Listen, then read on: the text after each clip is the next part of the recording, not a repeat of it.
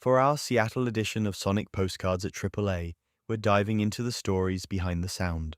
Before he set his Stratocaster on fire at Monterey, before he rewrote the rules of electric guitar with a wah pedal and a snarl, Jimi Hendrix was just James Marshall, a shy, soft-spoken kid growing up in Seattle's Central District.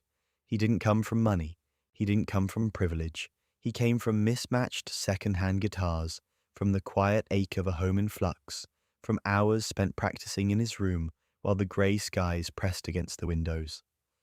As a teenager, Jimi played in Seattle's community centers, church basements, and local clubs. He hustled, learned, listened, picked up licks from blues and R&B records, and twisted them into something stranger, more searching. Seattle didn't have a big scene yet, but it had grit, and it had soul, and Jimi soaked it in.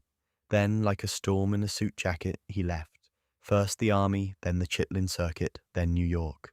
But it was London that finally got him, where he exploded onto the scene with the Experience in 1966, blending fuzzed-out rock, psychedelic soul, and sheer sonic wizardry. By 1967, he was bending feedback like it was emotion, not noise. He wasn't just playing solos, he was telling stories through distortion. Fire, love, war, alienation, all of it crackling through his fingers. But here's the thing. Through the chaos, there was always Seattle in the background. That introspective edge, that melancholy under the melody, rain in the chords, soul in the silence between notes. Jimi proved that a kid from a damp, overlooked corner of the map could change the sound of everything, not with polish, but with feel, not with volume, but with vision. Before Seattle had a sound, it had Hendrix. We're bringing the sound of Seattle to Harrogate. Link in bio for our Sonic postcard from Seattle at AAA.